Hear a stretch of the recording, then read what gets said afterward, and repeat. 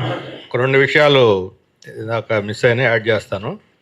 ఒకటి 20% అంటే దాదాపు 20%గా ఉన్న బిలో పావర్టీ లైన్ వాళ్ళని ఎట్లా అప్లిఫ్ట్ చేస్తారు అనే దానికి కూడా ఒక సొల్యూషన్ వాళ్ళు చెప్పింది. టాప్ 10%గా ఉన్నటువంటి ధనవంతులు బిలో 20% వాళ్ళని దయతో ఆదుకోవాలి, అడాప్ట్ చేసుకో, అదే దత్తత అని కూడా చెప్పి అలాంటిది. దానికి కూడా సొల్యూషన్ చెప్పారంటే ప్రభుత్వం బాధ్యత తీసుకోదు. ఆ 20% పేదరికానికి కూడా ప్రభుత్వం బాధ్యత తీసుకోదు. టాప్ 10% వాళ్ళు మీరు వాళ్ళని ఆదుకోమంటున్నారు. వాళ్ళకి చదువు, వైద్యం, లేకపోతే వాళ్ళకి రేషను అన్నీ. శ్రీమంతుడు సినిమాలో పోరాటం ఉంది, అన్యాయాలకు వ్యతిరేకంగా. నేను చెప్పాడు, చెడును కూడా నేను మంచినే కాదు చెడును కూడా దత్త తీసుకుంటానని చెడుకు వ్యతిరేకంగా పోరాడాడు. ఇది ఆ కాన్సెప్ట్ కూడా కాదు ఇది. కాబట్టి దత్తత అనేది ఒకటి తప్ప కాదు.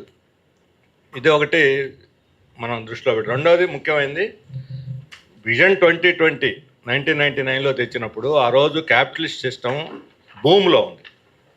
ఆ రోజు సోవియట్ యూనియన్ పడిపోవటం, అమెరికన్ ప్రపంచీకరణ, IMF, వరల్డ్ బ్యాంకుల యొక్క ఆధిపత్యం అన్నిటితోటి పైచేయి సాధించి ఎకానమీ భూమిగా ఉంది. కొత్త మార్కెట్లు అన్నీ దొరికినాయి, ప్రపంచం అంతా విస్తరించింది, ఇంటర్నేషనల్ ఫైనాన్స్ క్యాపిటల్. ఆ భూమ్ పీరియడ్లో పెట్టుబడిదారు వ్యవస్థ అభివృద్ధి కావడానికి ఆ రోజు అవకాశాలు ఉండి కొంత అభివృద్ధి అయింది.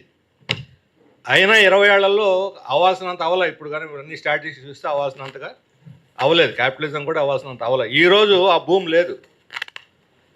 ఈరోజు క్రైసిస్లో ఉంది, సిస్టమ్ అంతా క్రైసిస్లో ఉంది. సిస్టమిక్ క్రైసిస్ ఇది. క్రైసిస్లో ఉన్నప్పుడు డెవలప్మెంట్ ఎట్ సాధ్యం అవుతుంది.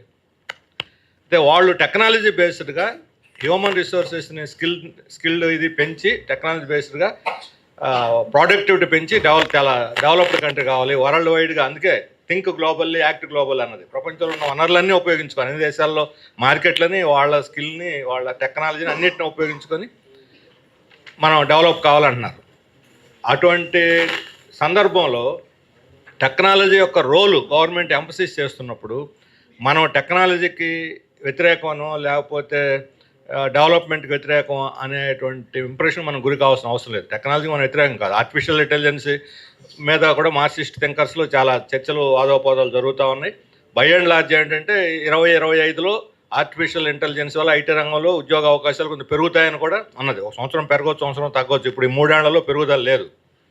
మిడిల్ రేంజ్ వాళ్ళు తగ్గిపోయారు, వాళ్ళు ఉద్యోగాలు ఊడిపోయి తగ్గిపోయారు, వెనక్కి రావాల్సిన. 2025లో పెరగవచ్చు, తర్వాత 26 నుంచి మరలా స్టాగ్నేషన్లోకి వెళ్ళిపోతుంది. కాబట్టి ఒకసారి పెరగవచ్చు, ఒకసారి తగ్గవచ్చు. By and large technology advance కావటానికి అవసరమైన భౌతిక పరిస్థితులు ఇప్పుడు లేవు. ఎకానమీ బూస్ట్ అయితే తప్ప టెక్నాలజీ కూడా అడ్వాన్స్ అవ్వదు. ఇప్పుడు నరసింహరావు గారు చెబుతున్నట్టు రాబోలు వచ్చి రాబోలు చేతనే అన్ని పని చేయించుకున్నాడు అనుకోండి. ఇప్పుడు శర్మగూడ సమ్మెలు కూడా రాబోలో చేస్తాయి. హిందువులోనే ఒకసారి స్టోరీ ఇచ్చారు సమ్మెలు. మీరు మోడర్న్ టైమ్స్లో చూస్తేనే అసలు మనకు అర్థం అవుతుంది. ఎప్పుడో మార్క్స్ విజువలైజ్ చేసిన విషయం అది. మనుషులు తీసేసి వాడు రాబోలను పెట్టుకున్నాడు. రాబోలు వచ్చిన కొత్త రోజుల్లో హిందువులో ఒక స్టోరీ ఇచ్చాడు.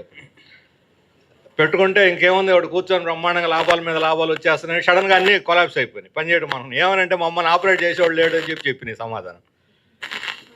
వాళ్ళు లేకపోతే 100 పెట్టుకున్నా, 100 ద్రోణులు పెట్టుకున్నా, 100 ర్యాబోలను పెట్టుకున్నా, వాటిని ఆపరేట్ చేసేవాళ్ళు లేకపోతే ఏం చేస్తారు? అందుకని సెంట్రలైజేషన్ ఆఫ్ ఎకానమీతో పాటు సెంట్రలైజేషన్ స్ట్రగుల్స్ కూడా నడుస్తాయి. ఒక బటన్ నొక్కితే మొత్తం కొలాప్స్ అయిపోతుంది.